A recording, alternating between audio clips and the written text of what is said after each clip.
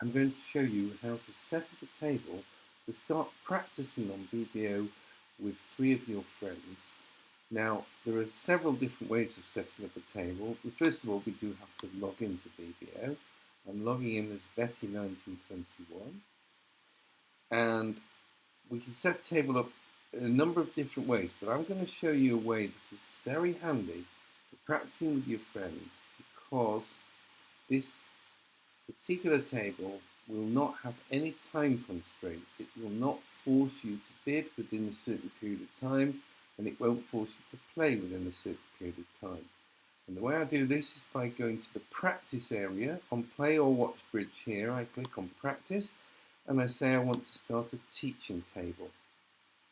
The first thing I do with my teaching table is I move this switch across to the right, saying permission required to Kibitz, and I do the same with permission required to play.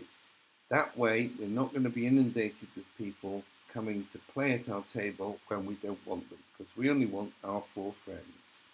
Now I'm going to click on the north seat where it says reserve seats, and I'm going to type the host's name in, and when I click OK, it will say that the host is going to sit in that north seat, and now I can start the table. Now, of course, I don't have any other people here, so I now need to reserve seats for them as well.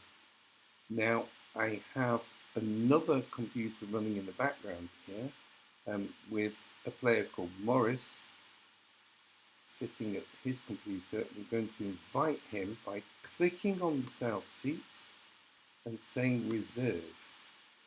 This time we're going to put in the name of the player we want to invite, and when I click OK, you will hear sound on his computer. There we go. And now if we go to his computer, we can see he has an invitation here from Betty, and all he has to do, it says a seat is reserved for you, take you there, and he just has to click yes, and we'll see on his screen that he's sitting at the table. Look at the top right, it's Morris's computer, and he's sitting at this table. Let's now go back to look at it from Betty. Can we see over here on the right, we're on back at our host computer, and we have Morris sitting in the south seat.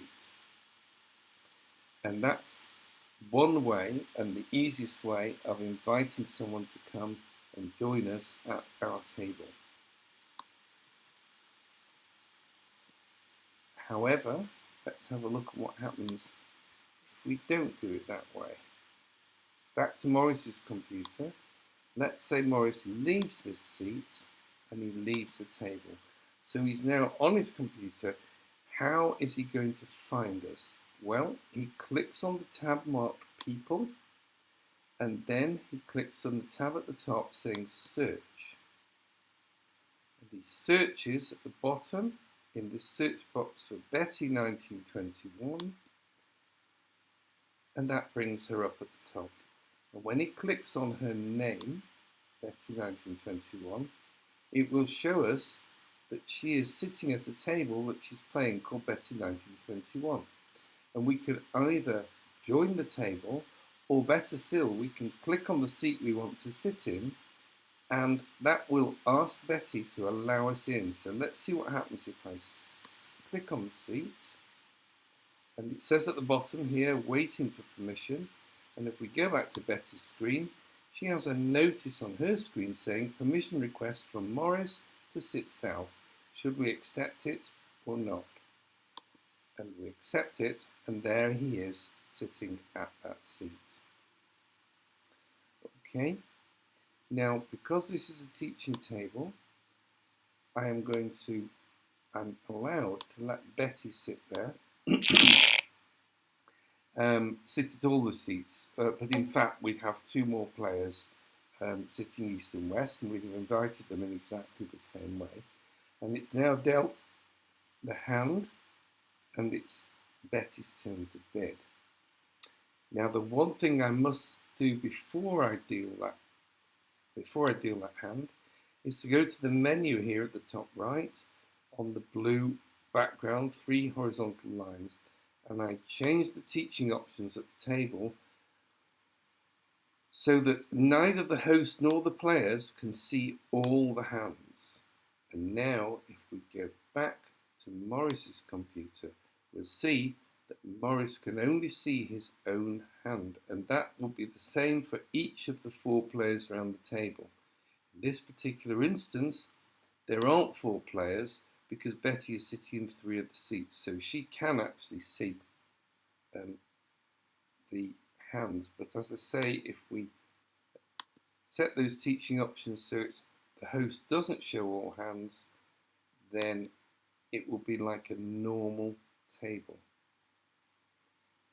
And each time we finish bidding and playing a hand, it will display the cards in the same way as it does here to all 4 players, so we can then sit and discuss what we should or shouldn't have done with that hand. And we don't have to go on to the next hand until we're ready, in which case we go to the menu, top right, click it, and then click on Redeal, and it now deals the next hand. I hope that's been helpful, and I hope you have fun using a teaching table to learn how to use BBO to play with your friends.